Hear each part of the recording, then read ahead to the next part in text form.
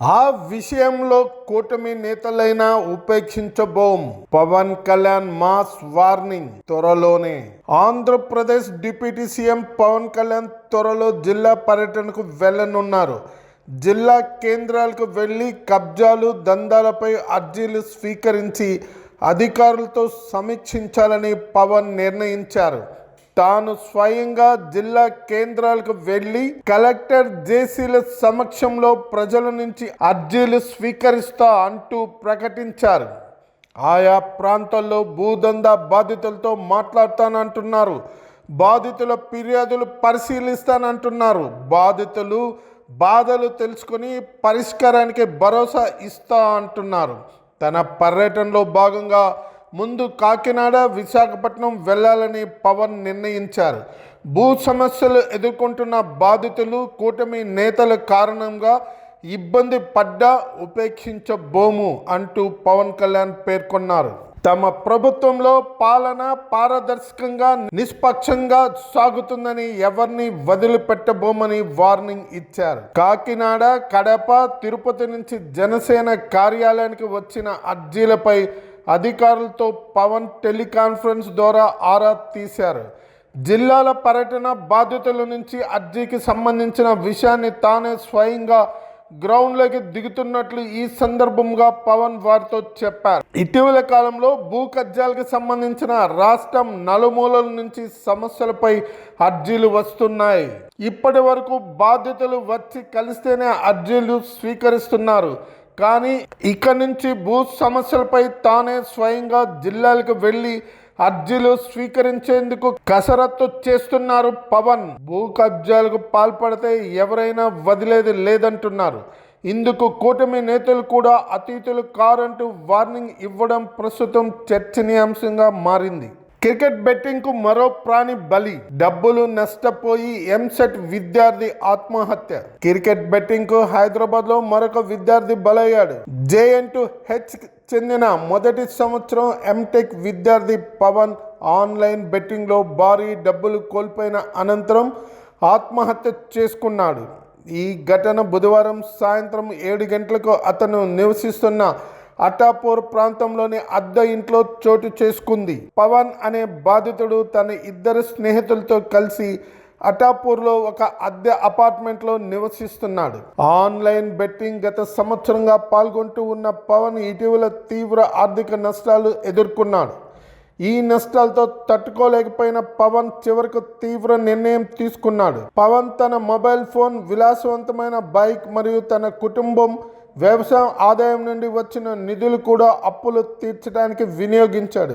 అయినప్పటికీ నష్టాలు మిగిలిపోయిన నేపథ్యంలో అతను మనస్తాపానికి లోనై ఆత్మహత్యకు పాల్పడ్డాడు. పవన్ మృతదేహాన్ని పోస్ట్ మార్టం కోసం ఉస్మానియా మార్చరీకి తరలించారు. కేసు నమోదు చేసిన పోలీసులు దర్యాప్తు ప్రారంభించారు. హాయ్ అండి, ఈరోజు 19/4/2025 గోల్డ్ రేట్ గురించి తెలుసుకుందాం. ఈరోజు 24 క్యారెట్ల గోల్డ్ రేటు మార్నింగ్ 9,568 రూపాయలుగా గ్రాము రేటు ఉంది. అలాగే ఈవినింగ్ రేట్ వచ్చే లోపల 9,562 రూపాయలుగా ఉంది. అంటే మార్నింగ్కి ఈవినింగ్కి గ్రాముకి 6 రూపాయలు తగ్గింది. అలాగే మనం 22 క్యారెట్ల గోల్డ్ రేటు గురించి తెలుసుకుందాం. మార్నింగ్ 8,764 రూపాయలుగా ఉంది. అయితే ఈవినింగ్ 8,758 రూపాయలుగా ఉంది. మార్నింగ్కి ఈవినింగ్కి 6 రూపాయలు తగ్గింది. అలాగే మనం ఈరోజు సిల్వర్ రేటు గురించి తెలుసుకుందాం. మార్నింగ్ సిల్వర్ రేటు గ్రాము 97 రూపాయలుగా ఉంది. అదే ఈవినింగ్ వచ్చే లోపల 98 రూపాయలుగా ఉంది.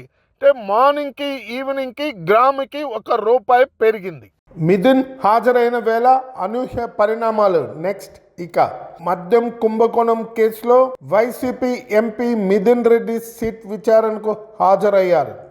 ఈ కేసుకు సంబంధించిన సిట్ అధికారులు నోటీసు ఇచ్చిన నేపథ్యంలో విజయవాడ సిపి కార్యాలయానికి ఎంపీ చేరుకున్నారు. మిథున్ రెడ్డితో పాటు ఆయన తరపు న్యాయవాది సోడిశెట్టి మన్మథరావు హాజరయ్యారు. కాగా సిట్ విచారణకు సంబంధించిన మిథున్ రెడ్డి హైకోర్టును ఆశ్రయించిన విషయం తెలిసిందే. విచారణ సందర్భంగా ఆడియో వీడియో రికార్డ్ చేయాలని కోర్టును అభ్యర్థించారు. అయితే ఇందుకు న్యాయస్థానం తిరస్కరించింది. న్యాయవాది సమక్షంలో విచారణకు అంగీకరించింది. కీలక నిర్ణయం తీసుకున్న ప్రభుత్వం 28 ప్రైవేట్ హాస్పిటళ్ల రిజిస్ట్రేషన్ రద్దు. ఏ జిల్లాలు అంటే తెలంగాణ ప్రభుత్వం CMRF నిధుల కుంభకోణంలో 28 ప్రైవేటు ఆసుపత్రుల రిజిస్ట్రేషన్ రద్దు చేసింది. రోగులకు వైద్యం చేయకుండానే నకిలీ బిల్లులతో నిధులు కొల్లగొట్టినట్లు ఆరోపణలు రావడంతో ఈ చర్య తీసుకున్నారు. ఖమ్మం జిల్లాలో అత్యధికంగా 10 ఆసుపత్రుల లైసెన్స్ రద్దు చేయబడ్డాయి. ప్రభుత్వం ఈ విషయంపై సీరియస్ చర్యలు తీసుకుంటుంది. అధికంగా ఖమ్మం జిల్లాలో 10 ప్రైవేట్ ఆసుపత్రులు ఉన్నాయి. రంగారెడ్డి జిల్లాలో 6, హైదరాబాద్లో 4, నల్గొండలో 3, మహబూబాబాద్లో 2, కరీంనగర్, పెద్దపల్లి, హనుమకొండ జిల్లాలో ఒక్కో ప్రైవేట్ ఆసుపత్రి లైసెన్స్ రద్దు చేయబడింది. రోగులకు వైద్యం అందించకుండానే నకిలీ బిల్లులు సృష్టించి CMRF నిధులను కొల్లగొట్టినట్లు ఈ ఆసుపత్రులపై ఆరోపణలు ఉన్నాయి.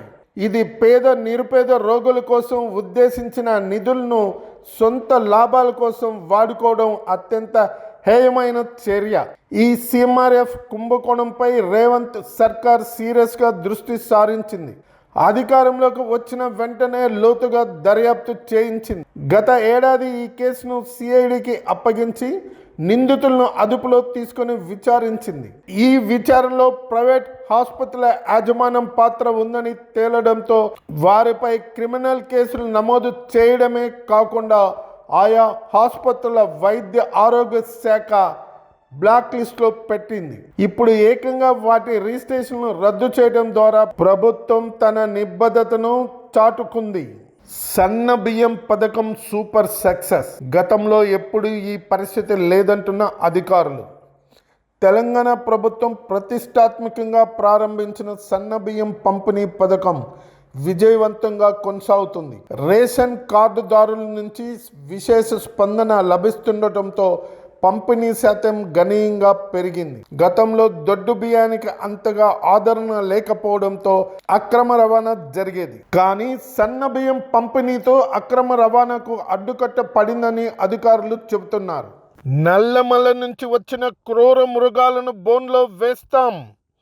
తీన్మార్ మల్లన్న సంచలన కామెంట్స్. ఎమ్మెల్సీ తీన్మార్ మల్లన్న సంచలన వ్యాఖ్యలు చేశారు.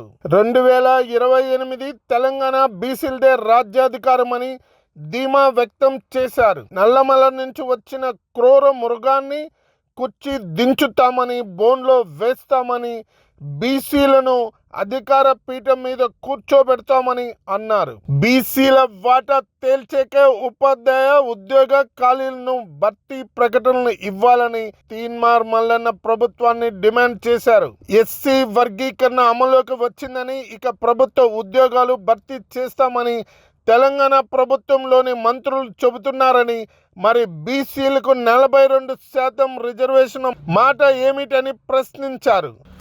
బీసీల రిజర్వేషన్ను తేల్చకుండా నోటిఫికేషన్లు ఇస్తే చూస్తూ ఊరుకోమని హెచ్చరించారు. EWSC కోటాతో బీసీలకు తీవ్ర అన్యాయం జరుగుతుందని ఆరోపించారు. తప్పుడు లెక్కలతో కులగణలో బీసీలను తక్కువగా చూపించారని విమర్శించారు. బీసీలంటే బిగ్గెస్ట్ క్లాస్ అన్నారు.